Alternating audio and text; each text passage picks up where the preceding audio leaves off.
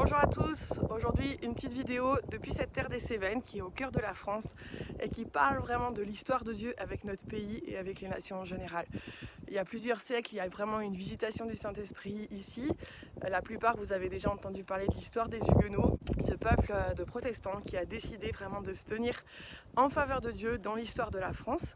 Certains sont restés ici, d'autres sont partis vers les nations, mais tous ont porté avec eux vraiment un héritage de lumière et d'espérance au travers de la parole de Dieu.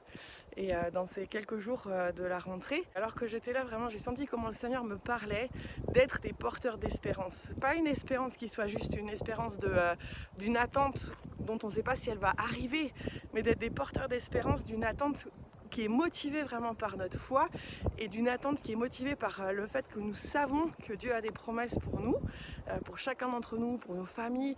Une attente qui est motivée par le fait que nous savons que Dieu a une histoire qu'il désire écrire pour la France, pour les pays francophones et pour les nations en général. Et c'est vraiment ce que j'aimerais vous laisser dans ce temps de rentrée. Et dans ce temps aussi, on s'attend à ce que Dieu agisse en notre faveur avec tout ce qui se passe avec le Covid, mais aussi avec tous les événements à travers les nations qui sont difficiles.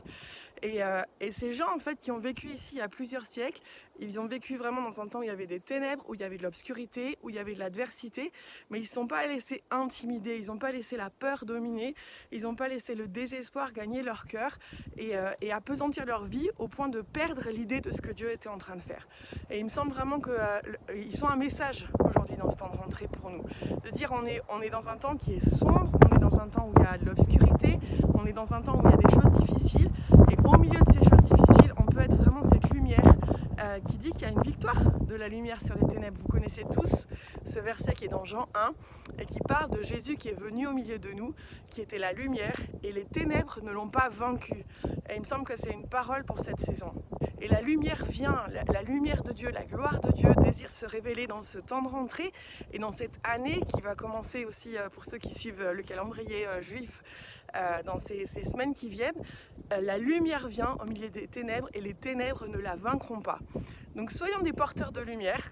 On veut apprendre vraiment à ne pas céder à l'intimidation, à ne pas céder à la peur, mais à passer à travers les ténèbres et à porter cette lumière et à porter cette espérance là où Dieu nous a appelés. C'est notre héritage, que ce soit aussi à notre position vraiment pour ces temps qui viennent.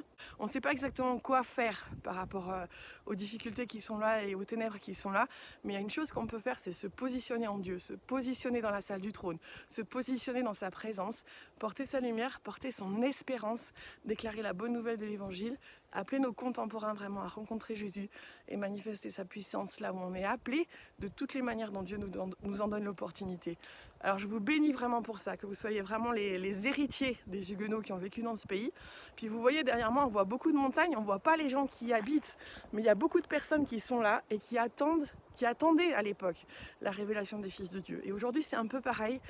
Il y a plein de gens dans nos maisons, dans les lieux où on travaille, dans les écoles où vous allez aller, qui sont là et qui sont cachés et qui attendent la révélation de Dieu et la révélation des fils de Dieu. Alors je vous bénis pour être des porteurs de joie, de paix et d'espérance, des porteurs du royaume, là où Dieu vous a appelés, et de manifester sa puissance et sa victoire et de briller au milieu des ténèbres.